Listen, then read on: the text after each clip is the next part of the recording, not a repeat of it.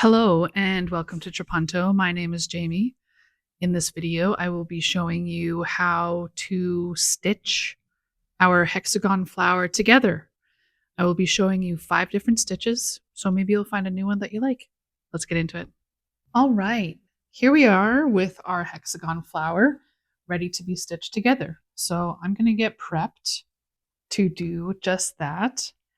And I will be showing you how I like to stitch first, and then I will show you the 4 alternate ways, and hopefully you will find a stitch that works best for you. So all this is double-sided tape. I just put it so my thimble will fit. Not fit, but stick. And for this video, I will be using black 50 weight Aurifil. If I were stitching this for my own personal project, I would most likely match the pink just because it would hide better, but I'd like you to be able to see what I'm doing. I will also be using about the length of my forearm in thread length.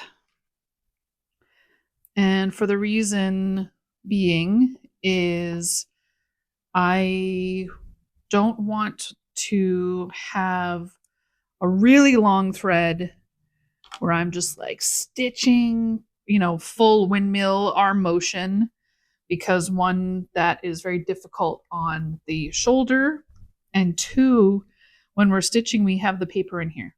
So we need to be mindful that our thread is also going to be scraping against the paper. And the longer the thread, the weaker it is going to get at the top where our needle is going to be. So I'm going to start by stitching with my little quilt number 10.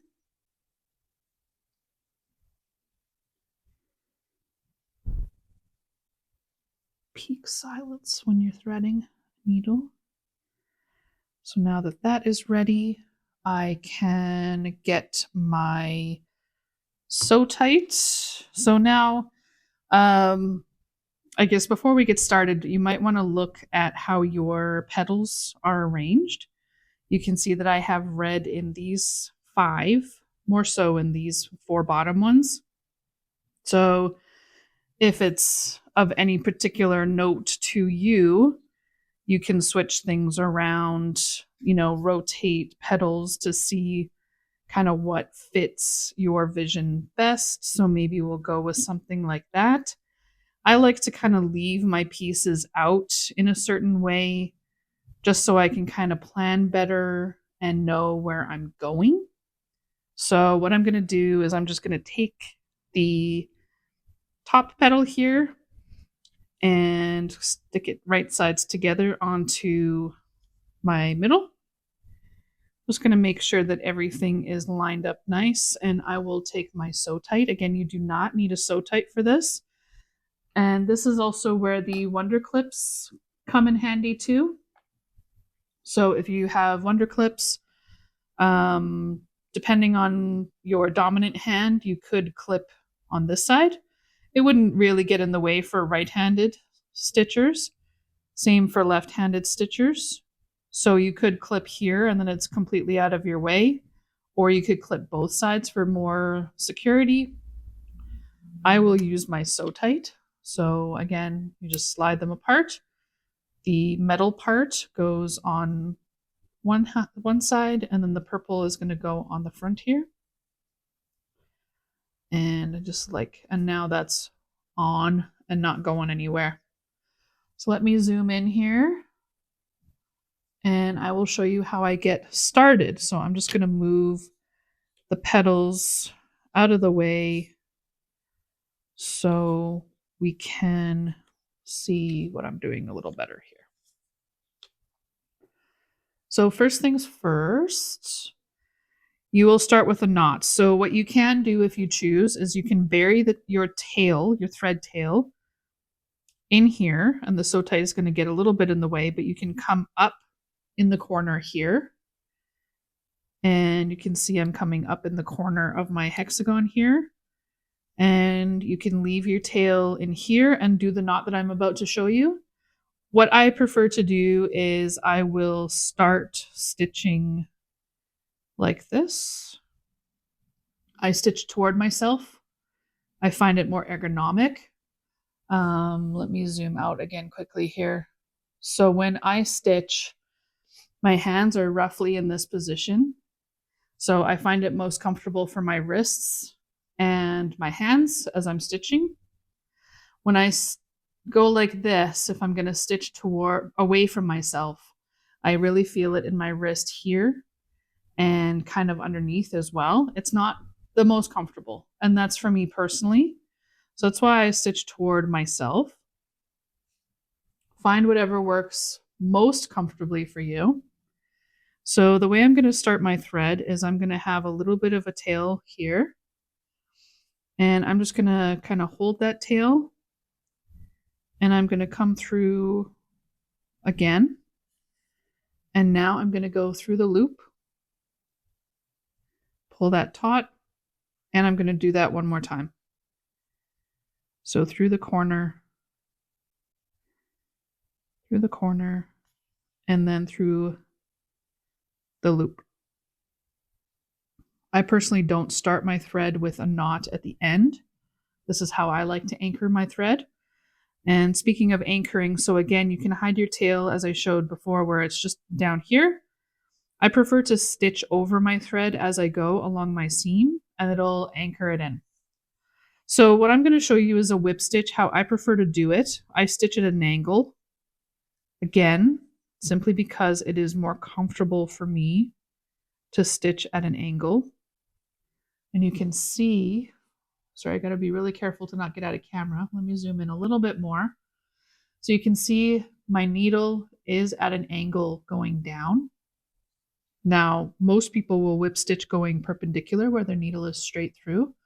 I will show you that on the next seam. I prefer to go at an angle, as I said, because it's more comfortable. Some people don't really like that look because when you stitch at an angle this way, the longest stitch is now on the front of my piece. So some people don't want their stitches to show at all, which is perfectly fine. I personally don't care. I don't care because English paper piecing is hand sewn. And I don't mind if my stitches show on the front because it shows my hand, it shows a human did it.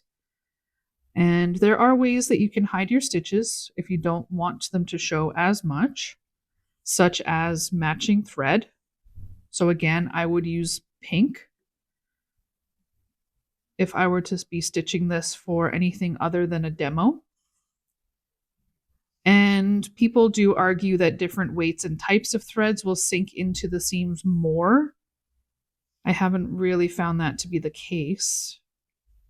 But yeah.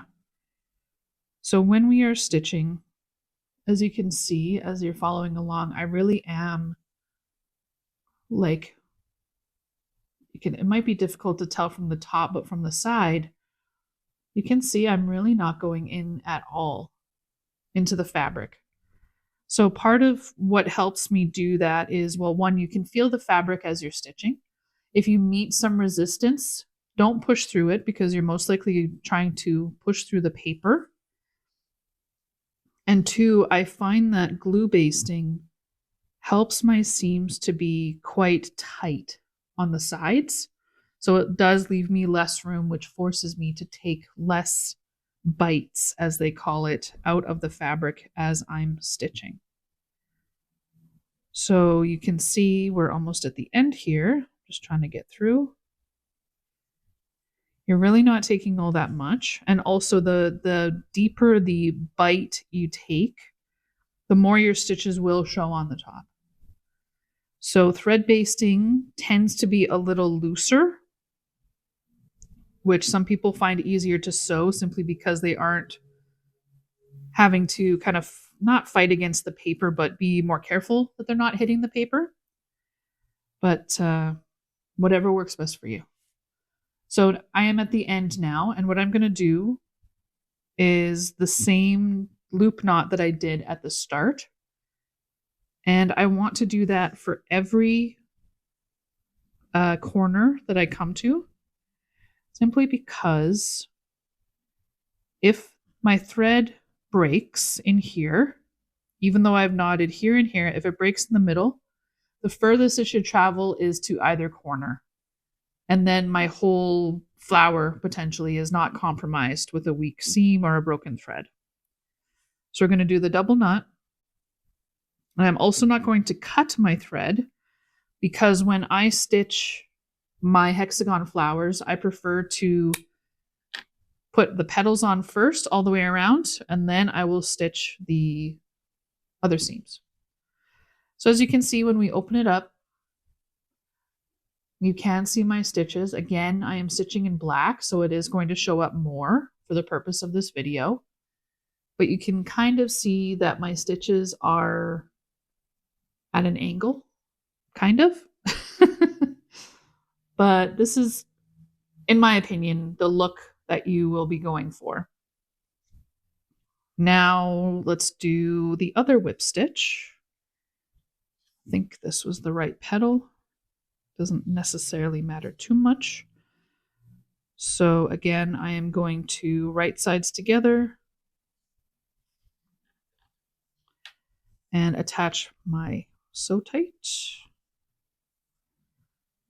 So this is the whip stitch that is probably the most common in English paper piecing. So again, we have a corner here, and I understand we did the knot on the end of this piece, but we want to start again with a double knot on our new piece. So I like to take a stitch, and then I will do the double loop again.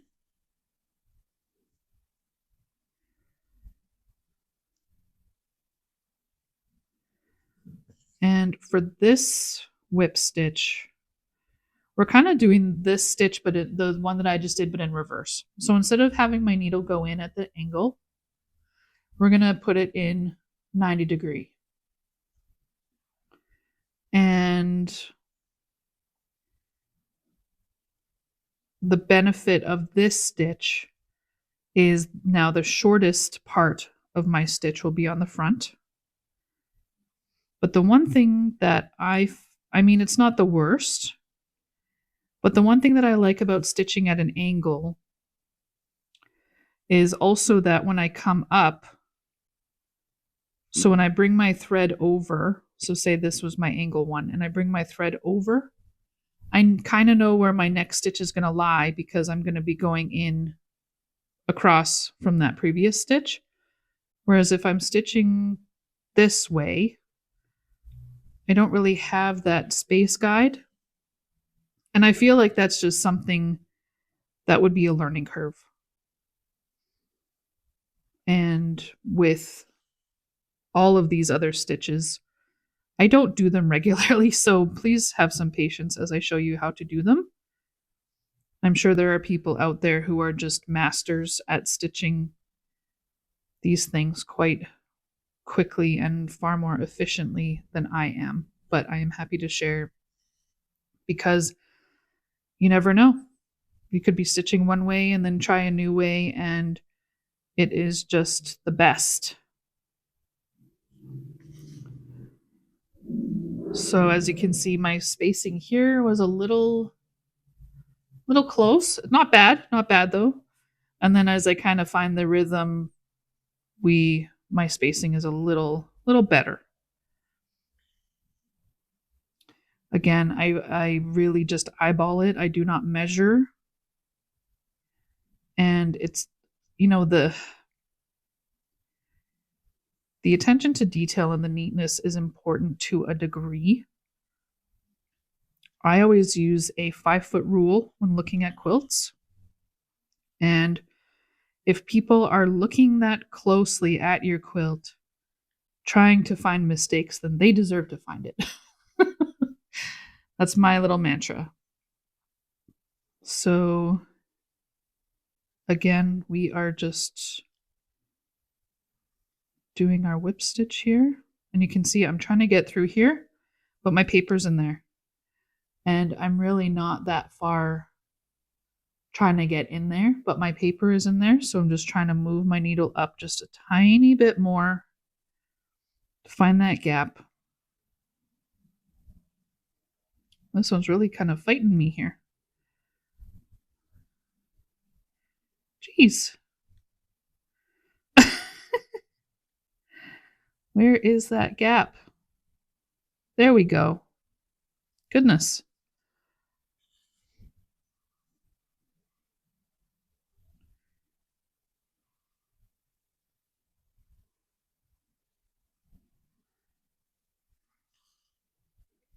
But I find the nice thing about English paper piecing and doing this stitching is you don't really have to think about it. You just find your flow, and it's so easy to just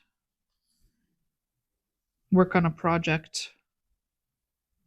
And it also travels really well, which is great. I don't think I picked up just enough of the pink there. So I want to go back in, try to get a little bit more. It'll let me. Okay, I might have basted these a little too tight. Okay, there we go. Or maybe it's just because I'm on video, so I'm sweating a little bit. Okay. So now that we're at the end, I'm going to take the last stitch through the corner here. Through the corner. And again, we will finish with the double loop knot.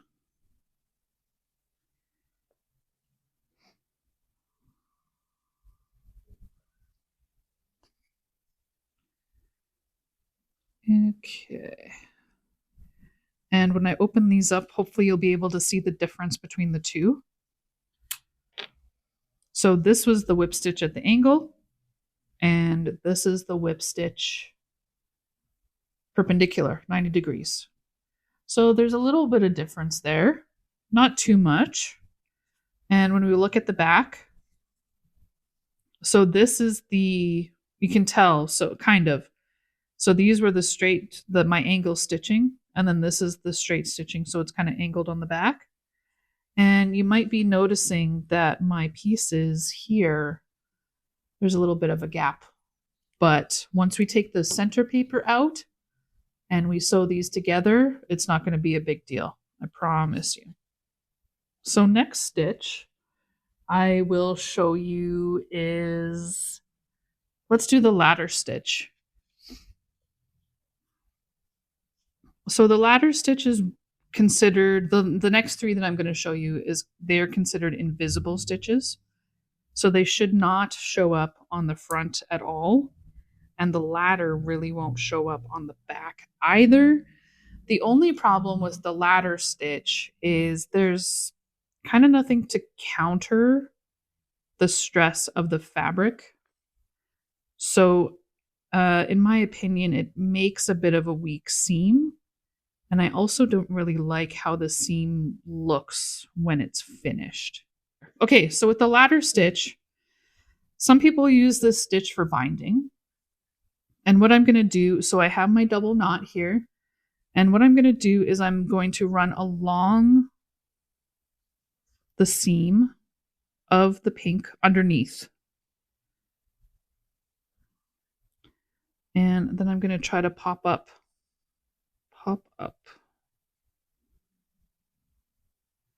As I said, I don't do these stitches regularly, so this might look a little awkward, but don't let that deter you from trying it yourself.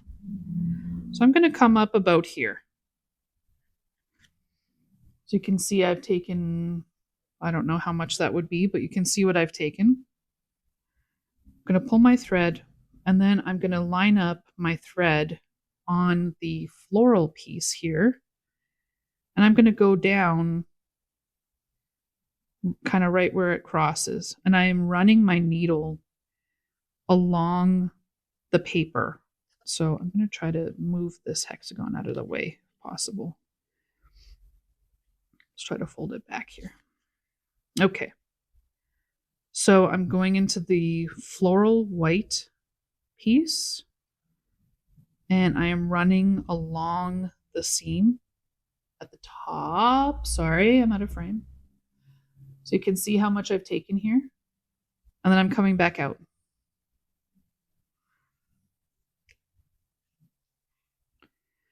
And now what I'm going to do is similar. I pull my thread over just so I kind of know where I came out and where I need to go back in. I don't want to get my thread caught up in here. So again, I'm going to go through into the pink. And I'm running along the edge of my seam allowance. And then I'm going to try to pop out somewhere. There we go.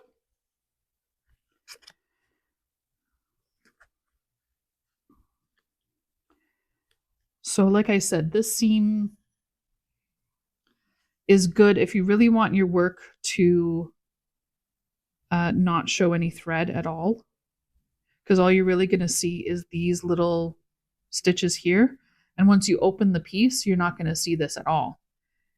However, I don't think I would really recommend this one for quilts or projects that are going to have a lot of use.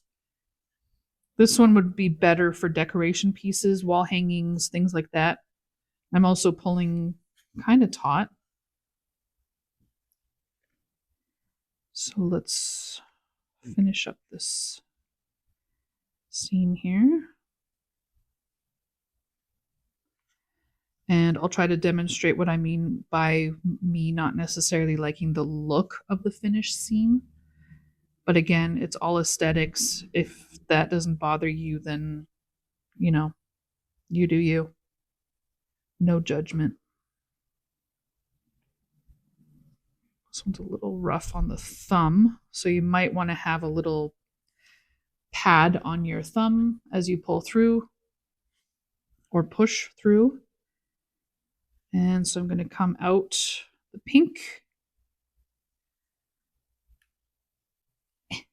And again, I think what I'm going to do is I'm just going to go in here, try not to catch the thread, but into the corners, take that stitch, and then do the double knot again to finish up the seam.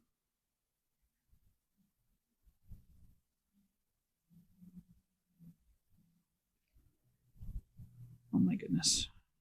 There we go. And so now when you open it up,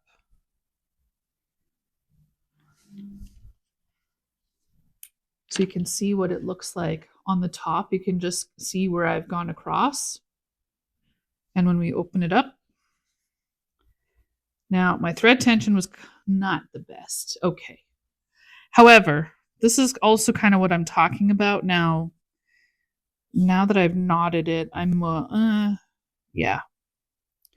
Anyway, this one would take a little bit more practice from me. So, well, you know, so this is not ideal because the thread is like, it's quite loose in here.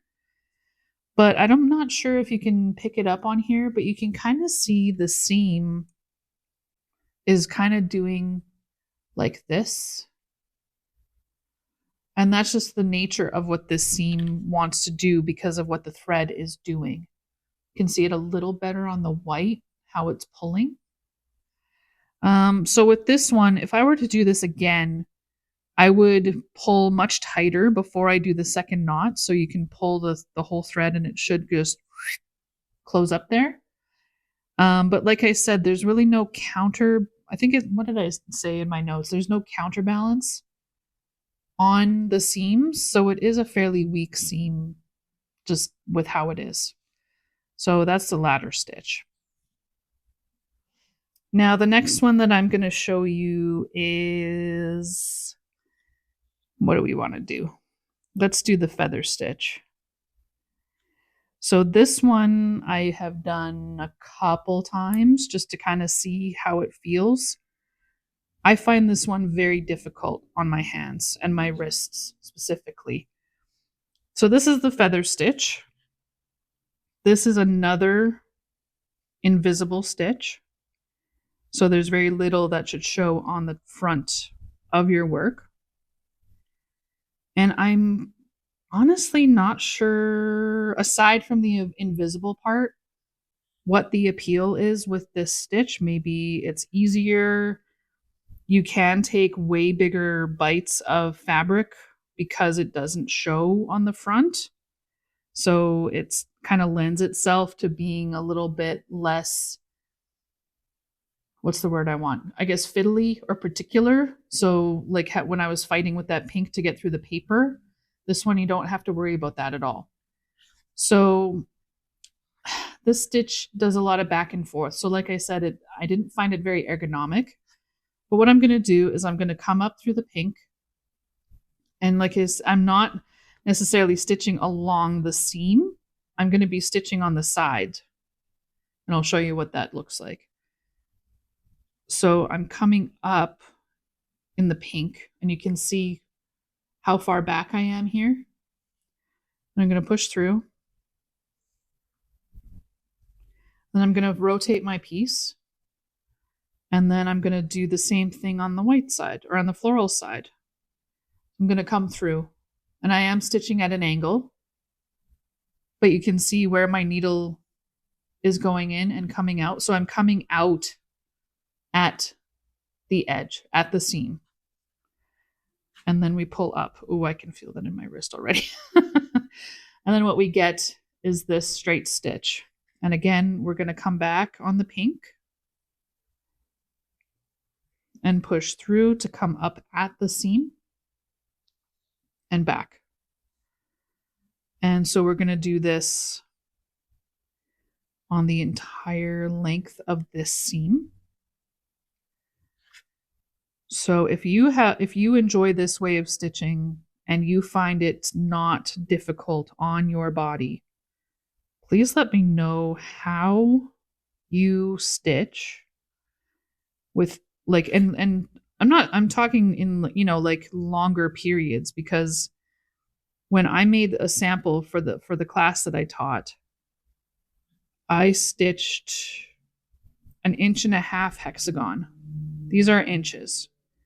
And I felt that for the rest of the day on my wrist. And that wasn't great.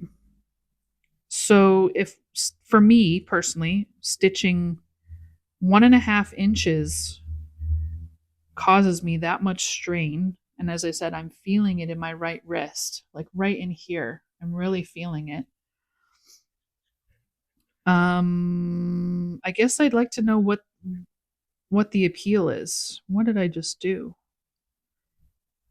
I don't know what happened here. Too busy talking. So what I'm going to do is I'm going to pull. Oh, no, actually, no, okay. Yeah, so I went down and I came up into the seam. Okay. Too busy blabbing. Thread my needle again.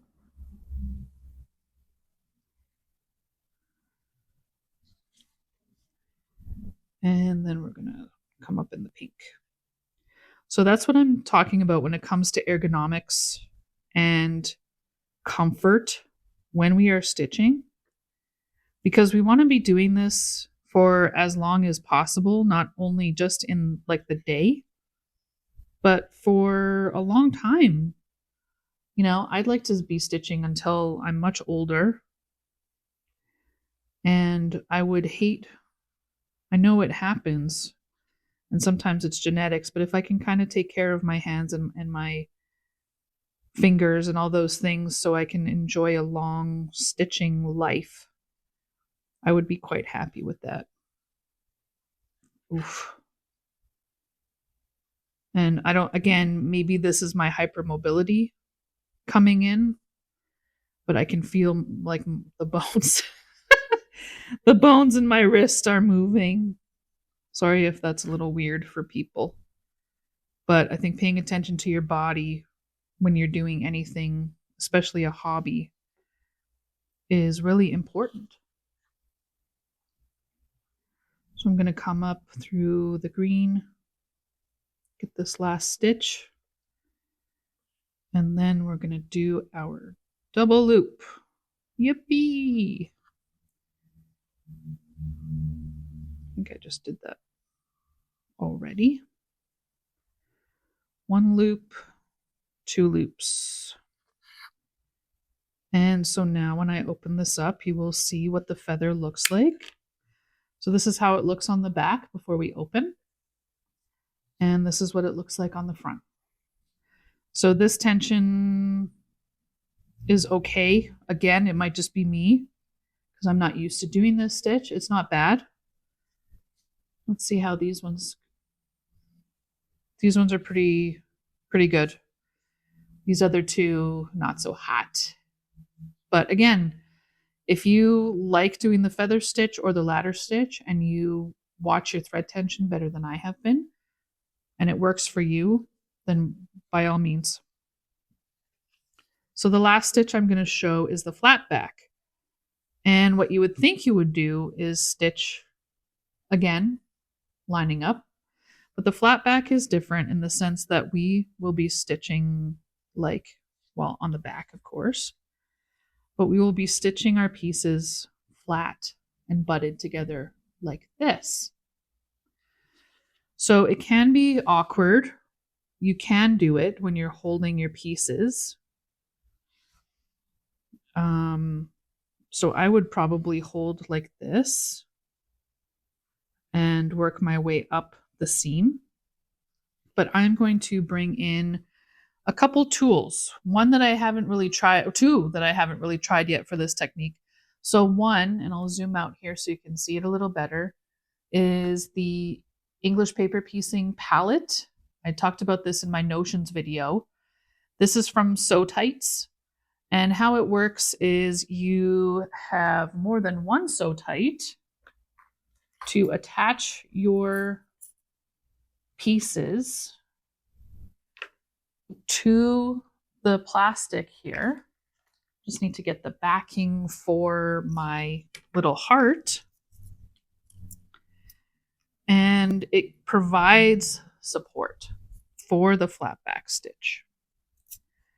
Now, what other people have done before, and it works not too bad, is if you get some paper, like a painter's tape or washi tape or even just masking tape, and tape on the back to hold your pieces, that can help. But I would like to try the palette. So what I'm going to do, I think I'm going to do it like this. So I lost my needle somewhere. Ah, here it is. So what I'm going to do is I'm going to affix the pink one with that one. So now this is attached to the palette. And I'm going to sidle up the other one and attach the heart. And there we go. So now they're attached. Now, I find flatback stitching to be a little awkward, simply because, well, one, I don't do it a whole lot, and two, I also find it quite awkward with a flat needle, because now I have this flat and then this is flat. So what I'm going to try is a curved quilting needle, because I want to see how this works with this stitch. But I will show you how to do it with a quilter's, like my straight needle first. Just thread this guy again. And the nice thing also about the flat back is you don't want to be taking stitches from, say way out here. Let me zoom in again so you can see what I'm talking about. So I don't really want to take stitches way out here, but you can take pretty much as big of a stitch as you like within reason, because this is also not going to show up on the front. So this is partly why I find this awkward, because I need room to move, and then there's things in the way. Okay, so I'm going to do my double knot, just trying to get things lined up here. So I'm going to do my double knot with it lying flat as best I can. And again, I am not used to doing these stitches, so please bear with me. So I'm just going to take that stitch and do, see if I can find, with the flat back, I also find it can be a little tricky to make sure that I'm coming up on this side of the fabric, because it's easy to kind of poke through on the back side. So I had one loop, and then we will do hopefully another. There we go. Oops, grab my fabric a little bit there. All right, here we go. Okay, so what we're gonna do is it is basically a whip stitch now that I think about it. So it's similar to the first two that we did. The only difference is instead of having our pieces, back to back as we would have stitched before, they are now lying side to side. So your stitches are going to look like a little, ironically, kind of a little ladder on the back. So I'm going to go from here and across. So find it difficult to get my needle out. Okay, so there we go. So you can see how far I've gone on either side. Push through and come up. And then we're just going to repeat that. And hopefully you can kind of see why I find it awkward. So the palette does bend, which I find helpful, but this is also where you're going to have to watch your stitch tension, because as you can see, like this wants to split up here. But I think once we get going and kind of get it sewn together, it'll be together quite nice. So you're going to get these long stitches on the back. But like I said, they're not going to show. So we'll do one more. And then I want to see how this works with the curve needle. All right.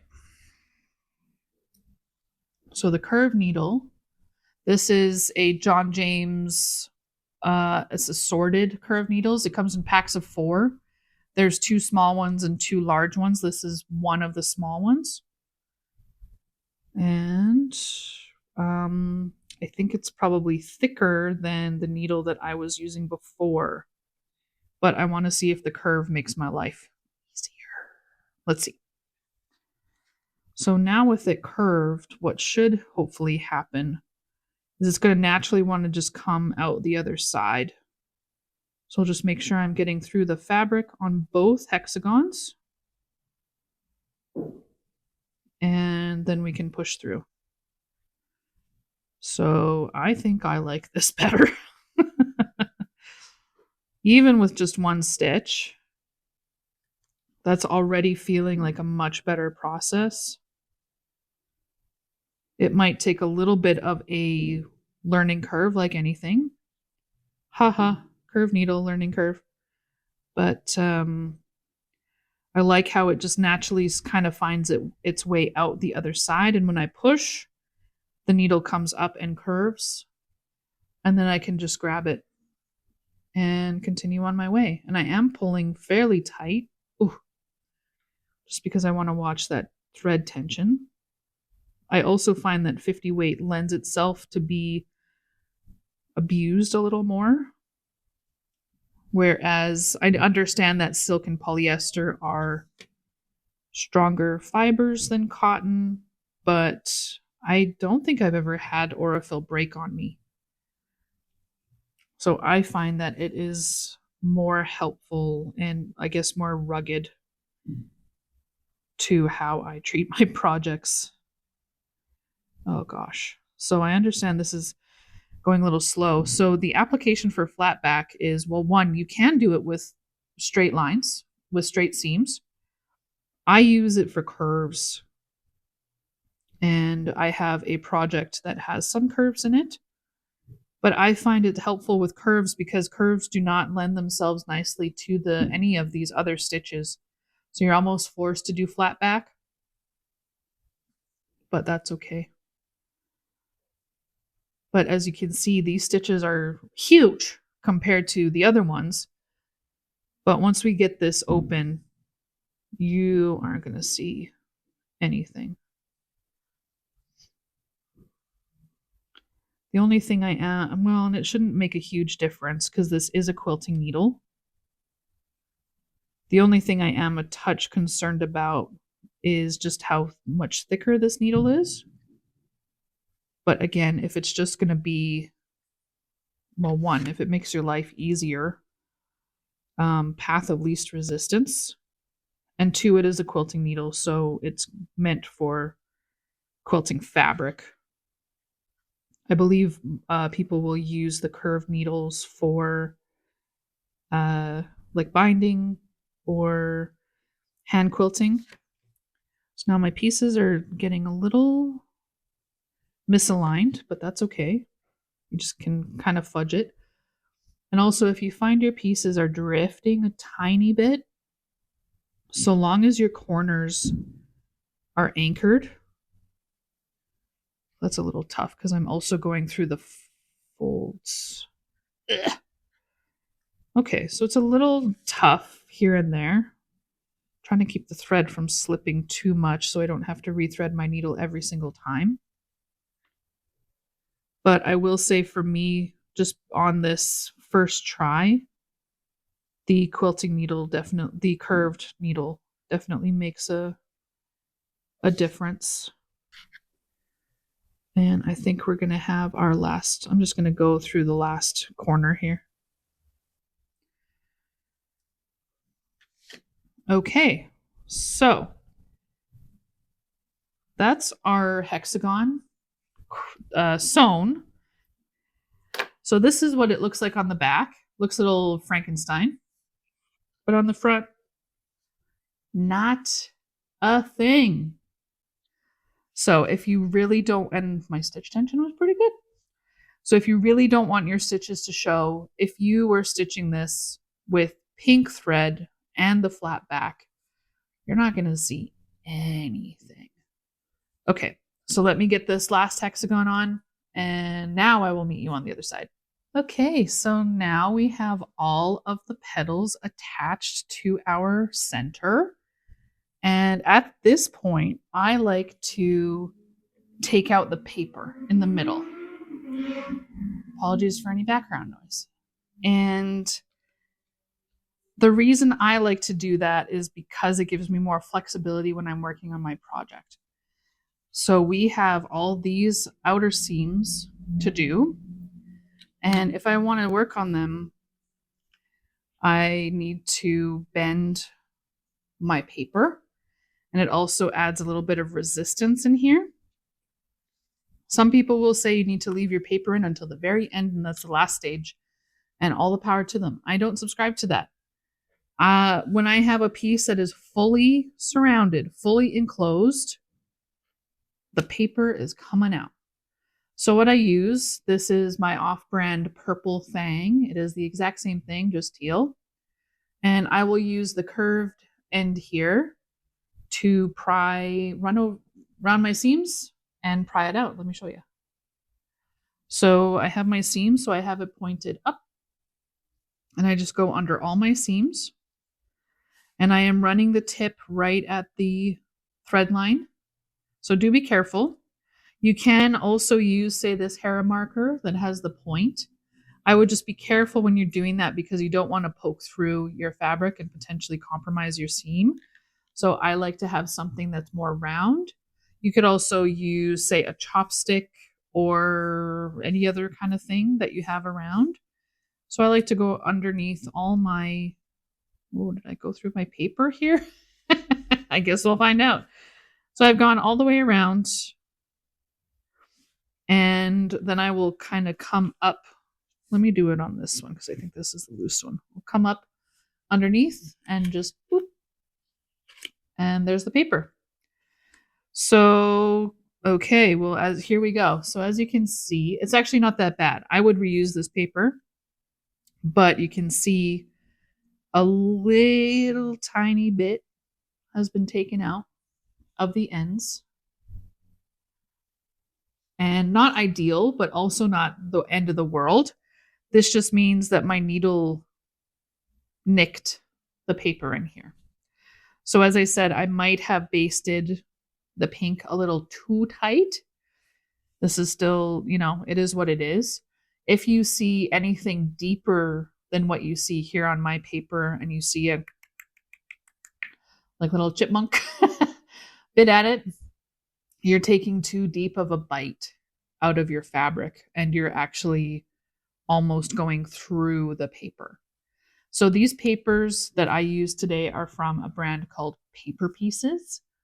They pretty much make papers for English paper piecing. That is their whole thing. There are papers that you can buy from Sue Daly and whoever else. There's so many different brands out there. You can also make your own. The only thing is you want to make sure that your papers are accurate. Anywho, now that I have the middle out, it makes things so much easier to stitch because now my little flower is kind of, you can see it's kind of limp. But now if I want to stitch these seams, I can just get right in there. And there's no paper blocking me. So if I were to add another ring of hexagons onto this flower, you can mark, do your path so you can stitch up here and then add another hexagon here and keep going. So, the world is your oyster with English paper piecing. And thanks for joining me on this series. If you have any questions about any of the stitches that you've seen today or any of the methods, or if you have a different way that you'd stitch, I would love to hear it. Thanks, and I'll see you in the next video.